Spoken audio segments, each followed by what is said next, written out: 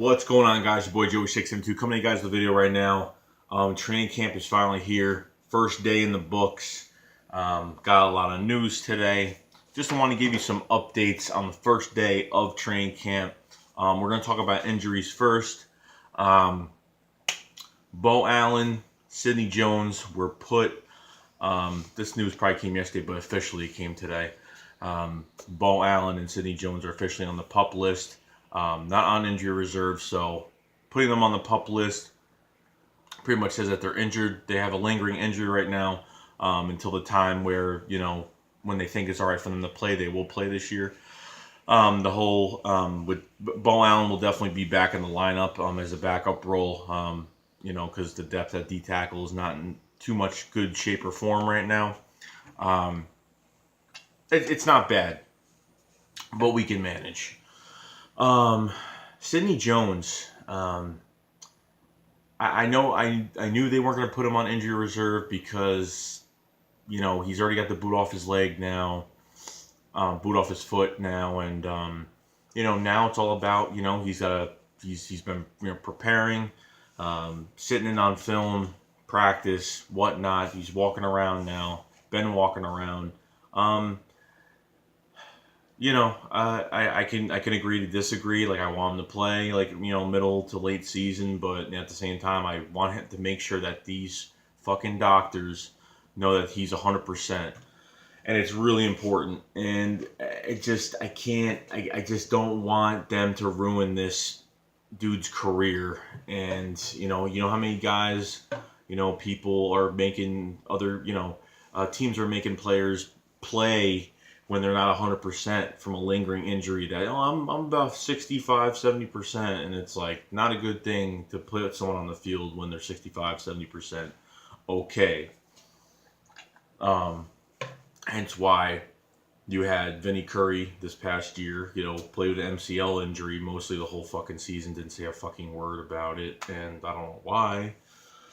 I guess he didn't want to sit out any games, but for how much he didn't produce last year, I could see why. But Sidney Jones is going to be on the PUP list now, and I don't know what they're going to do with him. You know what I mean? If he, he's only 20 years old, 21, whatever, 20, very fucking young. I mean, our draft class is young as shit, and I can't wait until that time when he'll be ready to play. But I honestly am not going to be upset, and a lot of Eagles fans are talking, a lot of us will not be upset if they sit him out for this whole entire fucking year. Won't be upset over it. All right, so we'll see about that situation as, the months roll by, the games roll by. We'll see what happens, and we'll see what's up. Jordan Hicks, they're going to limit him a little bit, with the hand injury. He had a minor bone break. A minor bone break. Yeah, a little bone break in my hand, in the hand. I know what that's like. The breaking a bone in your hand is not actually a clean break. Is actually just to get in technicality, a clean break in a hand in a bone heals a lot faster than a hairline fracture. Hairline fracture takes a lot longer than a clean break. You might not believe it, but it's fucking true. Look it up. Hence why, in football, I actually broke my whole bone right there. I got a metal plate and 9 fucking bolts in that hand from my junior year of football, in high school. So I know what that's like. So they're gonna limit him. He'll be fine. There's no rushing him as long as he's in the film room, as long as he's watching, as long as he's around. The guy's a pro. I ain't worried about it. Let him sit, whatever he's got to do. Now, we're going to start with the first player, Shelton Gibson, wide receiver from West Virginia, the deep threat. He has been doing god-awful. He's been dropping passes on individual drills, very noticeable. He's not running routes very nicely. He's not running good routes. Not doing too good. He's been doing pretty god-awful. In his first day of training camp, he did pretty god-awful from what I was reading. And I don't know. I don't know what's with these guys. I don't know if they have to. I don't know if preseason's just a different mentality because you're actually in some type of a game against another team. I don't know if it makes a difference. But if he's dropping balls, and especially if he's dropping fucking balls, and his hand-eye and his feet-eye coordination while he's running, trying to catch the ball, if it's horrible, I don't know what they're gonna do. We're gonna see in preseason what he can do before they make the fucking, before they make that final cut of the players. But he'll be on the practice squad, no problem. But at least we'll have somebody on the practice squad that runs pretty fast and has it could be a good test for the corners as well for now. Then you got Mack Hollins, which, my God, the guy, he has beat Rasul Douglas today at minicamp, caught a sideline catch, really a contested sideline catch.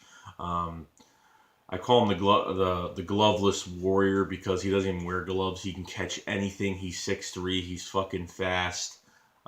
Been playing in the slot. Hence why if Jordan Matthews doesn't work out this year or whatnot, something happens, he'll be around. And I think he might be a star. He might be the next, who knows, might be the next Julian Edelman. He might be something. He might be a very, very quick slot receiver. And if he shows more than Jordan Matthews, I think he's got a good shot after this year. But yeah, very, very good hands. Can catch anything. I don't think he's even dropped a pass between the spring and now into the main mini camp. Now, then you go to. There's only rookies because I know the vets don't show up until Thursday. Donnell Pumphrey has been working, was mostly the main back. He was doing a lot of things. He was, running with the ball. He was catching. He had some. They had a few videos that came out. Caught a few passes to the flat and just literally caught the ball and turned right upfield. The guy's got speed. I can't wait to watch him play. He's getting mentored by Darren Sproles, and I love that. They got lockers right next to each other. It's the best. It's the best thing they could do for a guy that broke. For a guy that broke Marshall Faulk's, I think 6,000 yard college all-purpose yard record in college. That this guy could turn it up. And people are doubting him because of his size, but the main question is that how many people are going to fucking be able to tackle him in an open field. It's going to be pretty exciting. I actually can't wait to see Mack Hollins, now Donnell Pumphrey. That could be a featured, not the featured back, but he could be the next Darren Sproles on our team, and hopefully that happens, and I can't wait to see him play. Watching the Doug Peterson press conference, just nothing spectacular. They talked about some useless shit, but some things that were very important where they're going to take a look at the corner spot. They're taking a look at the corner spot, and if something does not work out, whether it's in training camp, or to the preseason, they're going to be looking elsewhere to upgrade the position. Now, the only thing I could think of by upgrading, what corners are left in free agency right now? Well, I really don't want a fucking corner in free agency because I really want these guys. They're going to hit bumps and bruises. It's Rasul Douglas. I'm very high on him. They spoke very good about him at training camp today. The guy is a ball hawk. The guy is always around. The guy could do everything. For a big body built he has to get physical at wide receivers when they come off the line, and then using his length to make up for his speed, I think he could really do a very good job. I'm not saying he's going to be perfect in the beginning. Maybe hit bumps and bruises. Who knows? Maybe he'll fucking surprise us from the beginning. I don't know. But until we have pads on for every player that we're talking about, I am yet to see anything happening. Until the vets come in Thursday, it's going to be these rookies out there seeing what they could do. I don't. And when I'm talking about looking, when Doug Peterson was talking about looking at corner elsewhere, to upgrade the position, I'm already thinking Darrelle Revis, but I really don't want Darrelle Revis. He'd be a good mentor for the corners because I know Patrick Robinson is not the type of. I know he's a vet, but the guy just doesn't fucking play. I mean, the guy just only had like maybe one good year his whole career, which was on the Saints.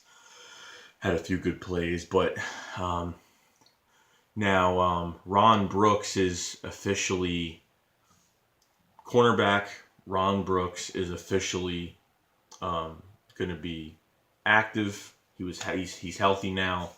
He had a season-ending injury last year, torn ACL after during the Vikings game, and that's when we put Nolan Carroll to the fucking outside, and then we were fucked the rest of the season. So, no need to explain any more of that. But Ron Brooks, I thought Ron Brooks did actually a really good job last year. He played outside corner, and he actually did a really, really good job. Jim Schwartz, when we got him in free agency, the guy literally didn't play corner much. He was a special teamer for the Buffalo Bills, and he knows Jim Schwartz's system, and he plays real hard, and he doesn't give up, and he's got good size. And his speed is just enough where he can make plays. So I have no problem with Ron Brooks. Thank God he's healthy and he's back and he's good to go. So I'm not bitching about that at all. I'm happy about it. I'm very, very happy about it. But most of all, seeing Carson Wentz just go out there an hour or two before everyone else gets on the field, just throwing around, being on that field, just being antsy to get on that field and get to fucking work. It's great. I love the attitude. I love the smell in the air. I love the flow. It's relaxing. It's soothing. It's comfortable. It's great. And I can't wait for the good things to come, especially this season. And everyone's just been looking so good. And just what we picked up in the offseason has been absolutely fucking amazing. And Howie Roseman gets all the props for that. And talking about the quarterbacks being out there early, I love the quarterback room, especially between Carson Wentz, Nick Foles. Great. Nick Foles be the perfect mentor because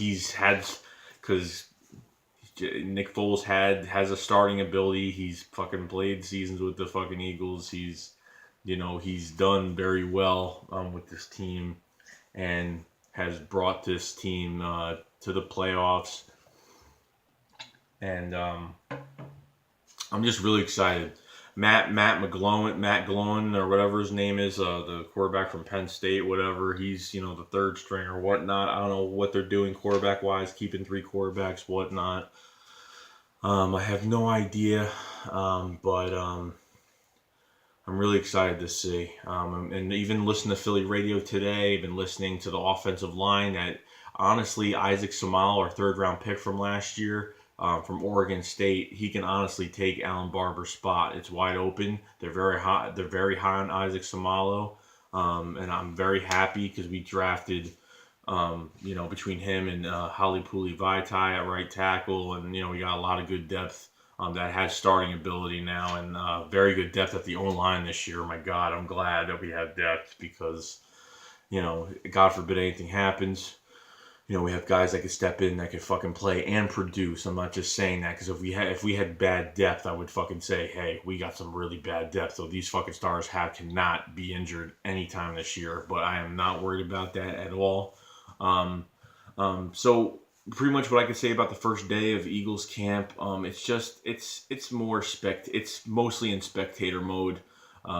Mostly a spectator mode, and they're doing whatever they can do. And it's just seeing how these guys do. It's pretty much by the end of training camp, it's how all these guys take what they've learned from these coaches. It's the best time, especially before the vets come on Thursday. They can talk to their coaches. They can go through things. They can pretty much one-on-one with the coaches and try to get whatever they can, as much knowledge from them as possible, and make sure that they're doing everything fucking right before these vets come. This way, when they fucking start playing, they start getting in pads. They start hitting.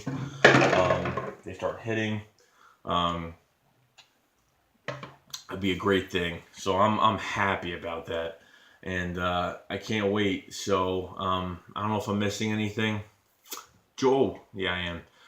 Jordan Matthews, lingering knee injury, whatever it is. I don't know. It's fuck that. I keep dropping that fucking thing. It's a knee injury. He's been like this last year. He had the same fucking injury. I don't know what the fuck is going on with him, but he's just limited to what he's doing. He probably won't even play most of preseason. Maybe he'll play maybe the last preseason game, a few reps, maybe maybe the dress rehearsal. Probably not. I doubt it because they don't want to go crazy with him. But even listening to Philly radio today about that, Nelson Aguilar is going to get a lot of reps. And look, none of us are being Nelson Aguilar fans. I understand that a lot of Eagles fans are like, he looks different, he looks good, but you got to be real. The guy's got to fucking show it on the field. The guy's got to fucking, I don't care what he does without fucking pads on. Okay? I heard good things about what he's been doing in OTAs, minicamp, whatnot, but the guy's got to go out and play. And and this is his chance, because if Jordan Matthews is injured right now, and just say he breaks out in preseason, okay, he breaks out in preseason, he does really good fucking things. He looks like a different fucking player, because this fucking coach, Mike Groh, the wide receiver coach of the Philadelphia Eagles, Mike Groh, that guy is so vocal. He is all about technique. He fucking looks at these fucking players when they're running routes. He's very precise, and he fucking yells at these guys. I mean, I'm not saying in a bad way, but he motivates them, like to fire under them, and make sure that they're doing the right fucking thing. Because he was hired here because our fucking wide receivers were shit last year, because we dropped balls because they couldn't run routes, they couldn't get separation. That's how it all happened. But Nelson Aguilar, this is your fucking chance to fucking shine. And if you don't do it, I don't know what to say. You've had every chance, but I need to see it. The fan base has to see it. The whole fucking world has to see it. And that's really it. So, other than that, I don't think I'm missing anything. Other than what happened today. No, I don't think so. And if I did, leave in the comments below if I missed anything. But, that's the first day of training camp. I'll have some videos out tomorrow, so I'll see you guys later. Fly Eagles fly.